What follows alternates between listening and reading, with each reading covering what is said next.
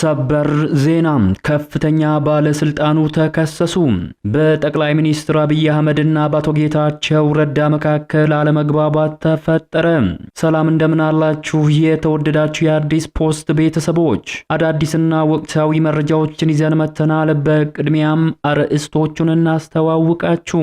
ከፍተኛ ባለስልጣኑ በፍርድ ቤት መከሰሳቸው ተሰማ። ከጠቅላይ ሚኒስትር አብይ አህመድ ጋር አለመግባባት ውስጥ ገብተዋል የተባሉት ከፍተኛ ባለስልጣን ላይ ክስ መቅረቡ ተሰምቷል። ባለስልጣኑ በተለያዩ ወንጀሎች መጠርጠራቸው የተነገረ ሲሆን የመከላከያ ሰራዊትን ምስጢር ሚዲያ ላይ ማቅረባቸውም ከፍተኛ መነጋገሪያን ፈጥሯል። ባለስልጣኑ ከዚህ ቀደም ከተከሰሱት ክሶች በተጨማሪም በሶስት አዳዲስ ክሶች መከሰሳቸውን የሚገልጽ መረጃ ወጥቷል። በዝርዝር ታደምጡታላችሁ። በሌላ ሰበር መረጃ በጠቅላይ ሚኒስትር አብይ አህመድ አስተዳደርና በአቶ ጌታቸው ረዳ መካከል አለመግባባት መፈጠሩ ተነገረ።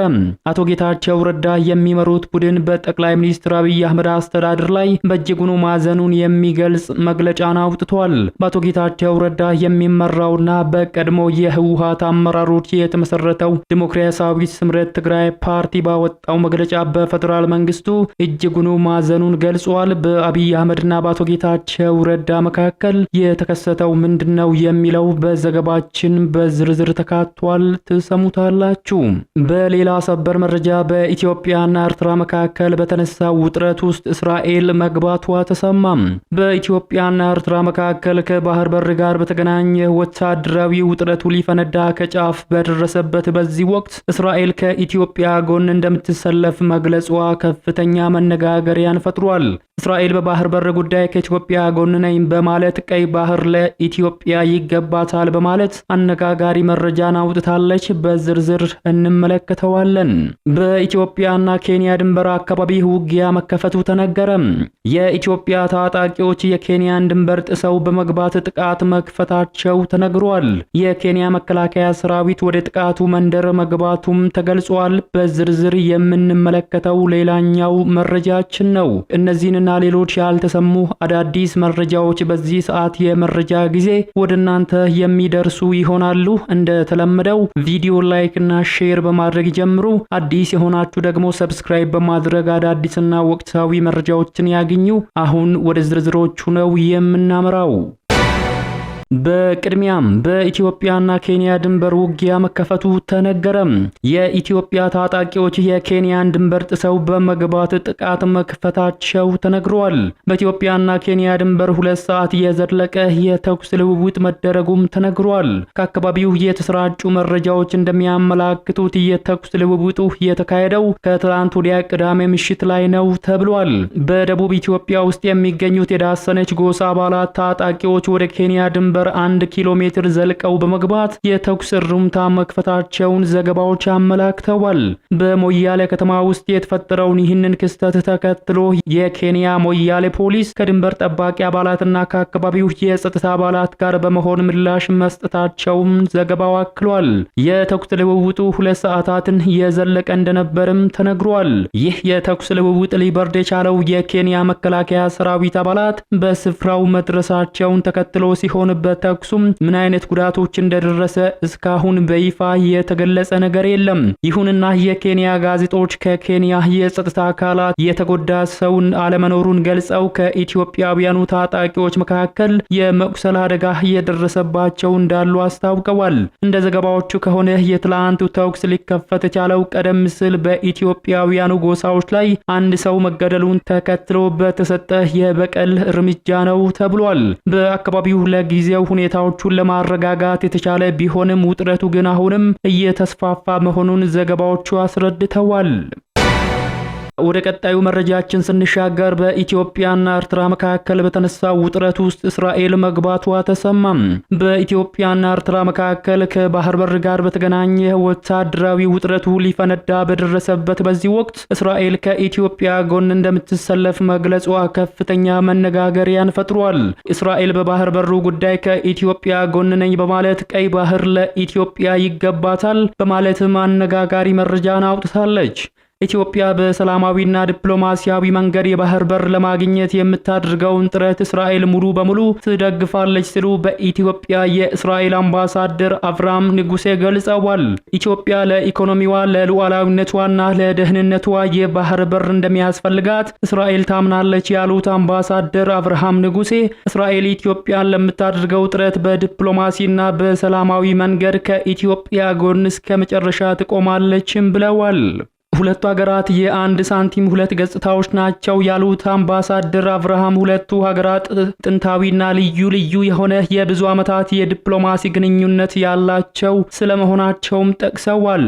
በዚህኛው ዘመን ሁለቱም ሀገራት የሚተባበሩና የሚረዳዱ ናቸው ሲሉ አክለዋል። ይህንን ደግሞ በዓለም አቀፍ መድረክም በተባበሩት መንግስታት ድርጅት ጭምር እስራኤል ኢትዮጵያን ትደግፋለች፣ ኢትዮጵያም እስራኤልን ትደግፋለች ካሉ በኋላም ይህ መደጋገፍ ግን በኢኮኖሚም ጤናም በግብርናውም ያለ ስለመሆኑ ተናግረዋል። የእስራኤል ምክር ቤት አባሉ ዶክተር ጸጋዬ ፋንታው የኢትዮጵያ የባህር በር ጥያቄን በተመለከተ ሲናገሩ ኢትዮጵያ የባህር በር ጥያቄዋን በሰላማዊና በዲፕሎማሲ መንገድ የማግኘት መብቷ የተጠበቀ ነው ሲሉም ተደምጠዋል። በእስራኤል የኢትዮጵያ አምባሳደር አቶ ተስፋዬ ይታዩ በበኩላቸው በእስራኤል በኩል ኢትዮጵያን የባህር በር የማግኘት ጥያቄዋን የሚቃወም አዝማሚያ አለመኖሩንም አረጋግጠዋል።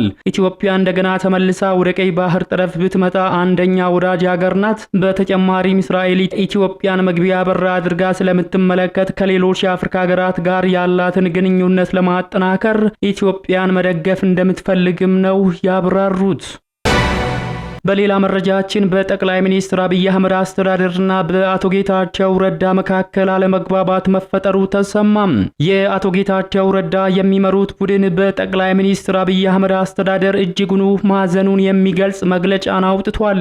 በአቶ ጌታቸው ረዳ የሚመራውና በቀድሞ የህወሓት አመራሮች የተመሰረተው ዲሞክራሲያዊ ስምረት ትግራይ ወይንም ስምረት ፓርቲ ባወጣው መግለጫ በፌደራል መንግስቱ እጅጉኑ ማዘኑን ገልጿል። በአቶ ጌታቸው ረዳ የሚመራው ቡድኑ በወልቃይት ጉዳይ ከአብይ አህመድ አስተዳደር ጋር አለመግባባት ውስጥ መግባቱ ነው የተነገረው። ፓርቲው በመግለጫው የፕሪቶሪያው የሰላም ስምምነት ሁሉንም አይነት ውዝግቦችና ልዩነቶችን በህገ መንግስቱ መሰረት እንዲፈቱ እድል የሰጠ መሆኑን አንስቶ ይሁን እንጂ በዚህ ያልተደሰቱ የውስጥና የውጭ አካላት በሚያደርጉትና እያደረጉ ባለው ጥረት ስምምነቱ የተጠበቀውን ውጤት እንዳላመጣ አድርጎታልም ብለዋል።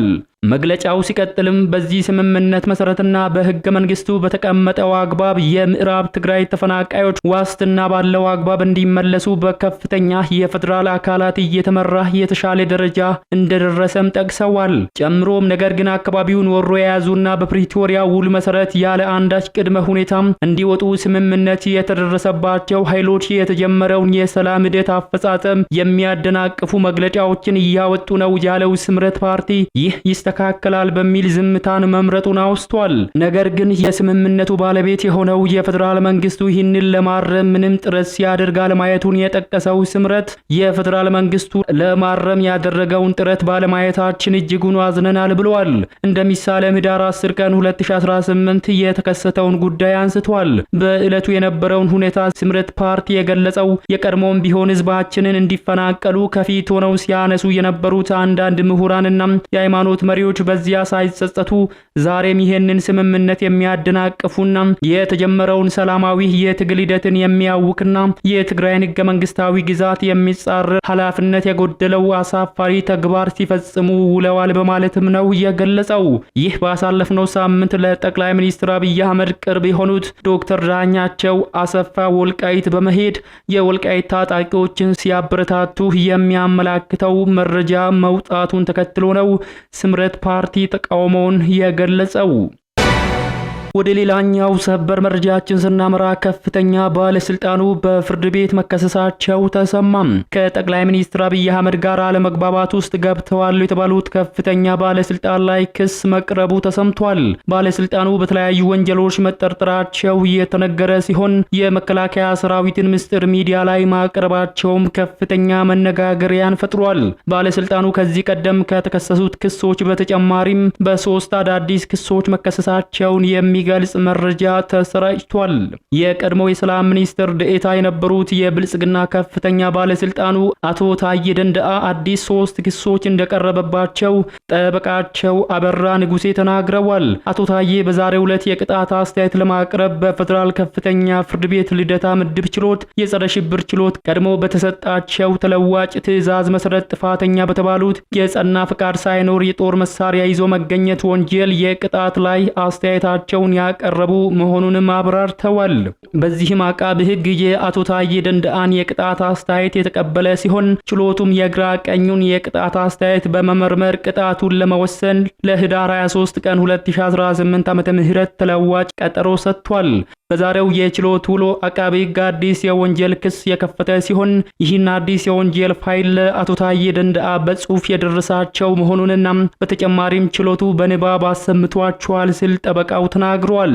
ዛሬ የቀረበው አዲስ የወንጀል ክስ በይዘት ደረጃ አቶ ታዬ ሆርን ኮንቨርሴሽን ከተሰኘው የዩቲዩብ ቻናል ጋር ያደረጉትና በ3 ተከታታይ ምዕራፍ ከቀረበው ፕሮግራም ጋር ተያይዞ ሲሆን በክሱ 3 ተደራራቢ ወንጀሎች ቀርቦባቸዋል ሲል ጠበቃቸው አቶ አበራ ንጉሱ አብራርተዋል።